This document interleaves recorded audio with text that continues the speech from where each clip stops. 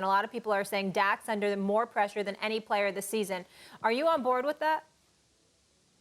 No, I'm not on board with that. I think Dak had an outstanding year last year. The Cowboys had the #1 offense, number one. Number two, Dak was top 5 or 6 in passing yards. I thought he played great last year. I think he threw for 37 touchdowns. So I don't think Dak is under the most pressure in the Cowboys organization. If anything, it's Mike McCarthy, who a lot of people could blame him for the reason why the Cowboys lost in the playoffs. It's bad play calling, or you could even say penalties. Dak wasn't the reason the Cowboys lost in the playoffs. You could blame it on that last play call with 12 or so seconds left. You could blame it on the penalties on the defense side of the ball. That had nothing to do with Dak. And so even on the Cowboys specifically, Dak is not under the most pressure. I think that's McCarthy because of everything I just said. And also you got Sean Payton waiting in the wings. And even there, and league-wide, I wouldn't even say Dak's under the most pressure, even at quarterback. I think there are the quarterbacks who have more pressure than Dak does.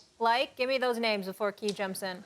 I mean, I think Lamar Jackson needs to have a good year this year, right? He had some injuries last year. He's working on contract. I think that's a situation where he wants to succeed. I'm trying to think who else. I wouldn't say Dak. I wouldn't say Dak #1. I wouldn't say Dak #1 as far as most pressure. No, that's fair. I put you on the spot with that one. Key, where are you on this? How much pressure's on him? The question that you asked him is it's a different type of pressure, Molly.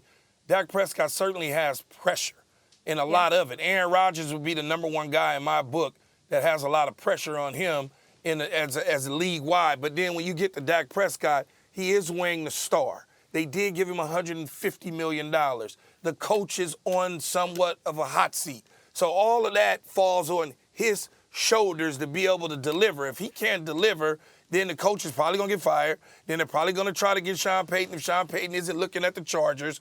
All of those sort of things happen. But the #1 guy would probably be Aaron Rodgers, I would think. It would be like Rodgers, maybe like Russell Wilson.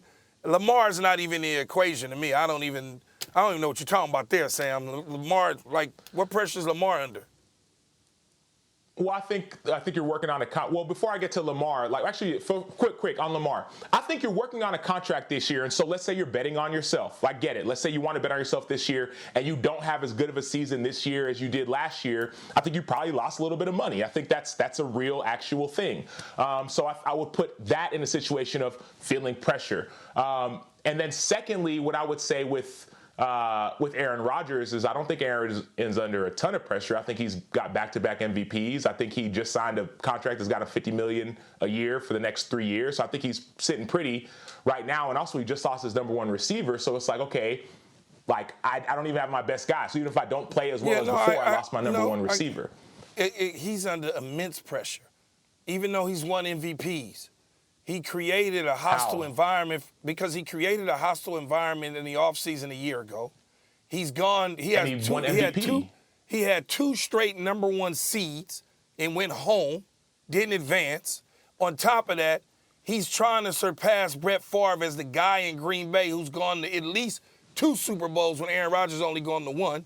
And then if you want to bring up the economic side of it, they gave him $150 million. And then you want to talk about his receiver. Essentially, his receiver took less money to go play in Las Vegas rather than stay with him because he didn't want to be with him. So that's a lot of stress that people are going to put on him, especially if they start winning and it repeats itself all over again where he's bounced because of Jimmy G and a field goal blocker here too comes in and beats you. That's a lot of pressure. Thanks for watching ESPN on YouTube. For live streaming, sports, and premium content, subscribe to ESPN+.